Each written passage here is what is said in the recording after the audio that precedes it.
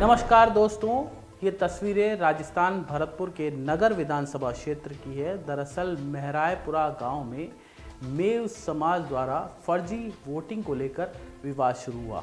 दरअसल ये तस्वीरें मतदान के दिन की नहीं है, मतदान के एक दिन बाद की हुई है।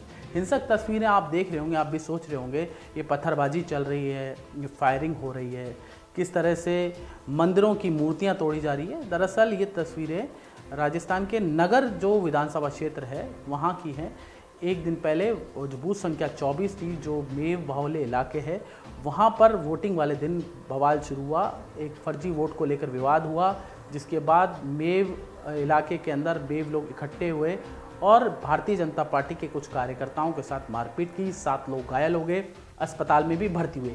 पुलिस प्रशासन मौके पर आया, लेकिन उसके बाद थोड़ी देर बाद जब मेव बाहुल्य इलाके में वोटिंग समाप्त हो जाती है, उसके बाद वो मेव वहाँ से इकट्ठा होते हैं और हिंदू बाहुल्य क्षेत्र में जाकर वोटिंग रुकवाने का प्रयास करते हैं। जवाहर बेगम जो बीजेपी के उम्मीदवार है, जब उनको ये पता चलता है तो वो मौके पर पहुंचते हैं। जैसे ही वो लोगों से बातचीत करने की कोशिश करते हैं प्रशासन और लोगों से, तो इतने में मेव समाज के लोग हमला कर देते हैं और जवाहर बेगम की गाड़ी, जो कि बीजेपी के उम्मीदवार थे, उनकी गाड़ी में भी तोड़फोड़ हो जाती है और जमकर पथराव और फायरिंग होती है और बूथ कैप्चरिंग जैसी सूचनाएं आती है, लेकिन बूथ कैप्चरिंग नहीं होती। वहां पर जो वोटिंग कर रहे थे लोग लाइन लगाकर, वो इधर उधर छुपते हुए नजर आते हैं। इसके बाद पुलिस की मौके पर पहुंच जाती है, लेकिन उसके बाद दूसरे दिन भी 4 मेव समाज के गांव इकट्ठे होकर हिंदू समाज के गांव पर हमला कर देते हैं और जमकर हंगामा होता है। 1 घंटे तक पथराव होता है, लेकिन पुलिस दूर दूर तक कहीं नजर नहीं आती। ऐसे में लोगों ने ये सब आरोप लगाए हैं। लोगों का ये भी कहना है कि पुलिस 1 घंटे तक कहीं नहीं आई, कई लोगों को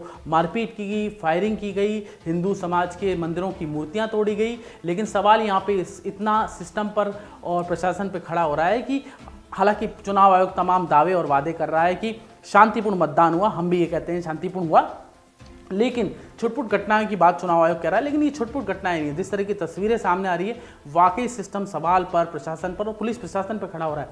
आखिर क्यों पुलिस प्रशासन 1 घंटे तक नदारद रहा? आखिर क्यों पुलिस प्रशासन ने, जब ऐसा संवेदनशील वोटिंग सेंटर था 24 नंबर का, उसके अलावा और भी 2-3 जगह फर्जी वोटिंग की बात सामने आई, पत्रकार के साथ भी मारपीट की गई, इस तरह के क्षेत्रों में क्यों नहीं पुलिस या सिस्टम मुस्तैद था? ज़्यादा से ज़्यादा पुलिस की व्यवस्था होनी चाहिए थी।